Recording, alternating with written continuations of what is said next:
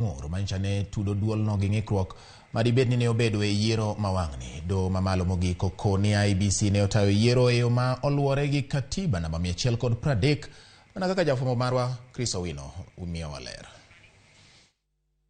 Achiel kuom ng'ur manochwal e nyim jong'ad bura ma otelnegi kod ogai mar doho Martha Koome en ka bende masinde manotigo kod IEBC kaachiel kod mbui margi ne ni kod arita moromo.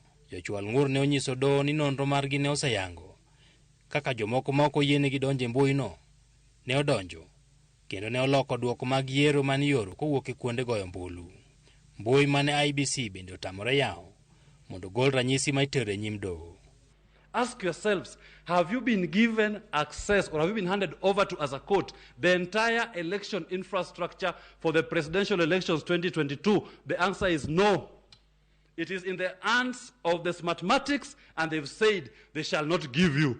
Do what you want. IEBC ne oramo ni yawo sava margi mondo nyis kaka kwan magombulu ne ichwal. Jakom duol matayo yiero e pacho kae Wafula Chebukati osebedo kayudo seyo mathoth kuom ne tayo yiero ma tarik 9 dwe mar 8 ataro kod chike ma pacho kae gi wang' teko. Ogai mar Azimio la Umoja Raila Odinga kod jalupne Martha Karua ne odagi duoko mag yiero mane oyango William Ruto kaka jatend piny moyier ka giwacho ni Wafula Chebukati ne oloko duoko mag yiero mar miyo William Ruto loch. Kata kamano, Chebukati osebedo kochung' kar tiende ni ne otayo yiero ma tarik 9 dwe mar 8 e yo maratiro kaluwore gi chike mag yiero. Jopiny ne oyudore e dier kweth ariyo, kweth mar Kenya Kwanza mane sungo Wafula Chebukati kaka thuon, ka kweth mar Azimio to ne seyo Chebukati kuom ne tayo yiero mar 2017 kod yiero ma higani e yor arietha. E bura margi mane osom kod ogai mar doho Martha Koome, joyal buche oyango ni IEBC ne oluwo chike mag yiero e kwano kaachiel gi nono ombulu mag tend piny. We are satisfied that notwithstanding the divisions apparent between the chairperson and the 4 commissioners, IEBC carried out the verification, tallying and declaration of results in accordance with Article 138(3)(c) and 10 of the Constitution. Doho ne owacho ni kata odoko ne ntiere ywarok e kind commissioners mag IEBC, ywarok makamano dak pim kod ratiro mag oganda maromo milion 14 mane owuok oko mar luto ombulu. In the absence of any evidence of violation of the Constitution and our electoral laws, how can we upset an election in which the people are participating without hindrance as they made their political choices pursuant to Article 38 of the Constitution?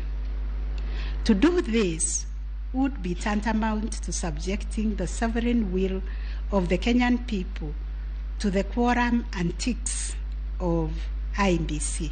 Ne gimedo wacho ni commissioners 4 mag IEBC mane obalo kod duoko mane ogol kod Wafula Chebukati ne opwodho ikruok duto mane IEBC oketo ne yiero ma higani e kinde mane gibalo kod duoko makamano, gino manyiso ni IEBC ne ok oketho chik moro amora e timo ikruok mare ne yiero ma higani. Indeed, at the Serena Hotel press briefing, the 4 commissioners acknowledged that thus far the entire election had been managed efficiently and credibly.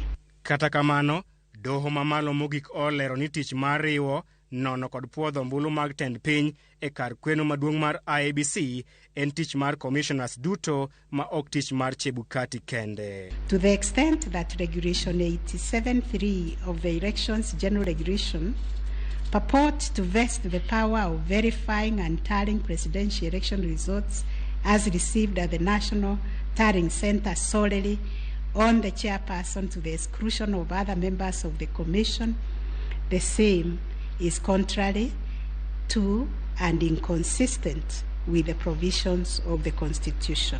Joyal buche 7 mag doho mamalo mogik bende oluwo ni ywarok mane omienje kind commissioners mag IEBC oken picha maber kaluwore gi ting' mapek ma oganda jo Kenya omiyogi ka gilero ni tiere dwaro mar timo lokruok maduong' e chike matayo IEBC.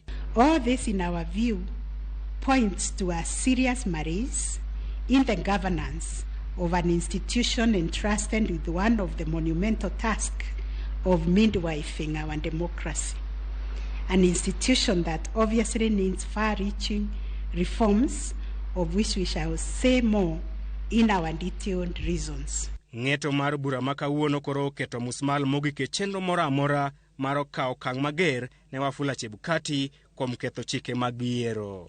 Jakom duol matayo yiero e pacho kae Wafula Chebukati sani koro chunye nyalo yweyo bang' ka joyal buche 7 duto mag doho mamalo mogik chung' kode ka wacho ne otayo yiero kaluwore kod chike ma pacho kae kama e thuolo mokwongo ma joyal buche 7 duto mag doho mamalo mogik ochung' kod IEBC kuom tayo tije kaluwore kod chike ma pacho kae.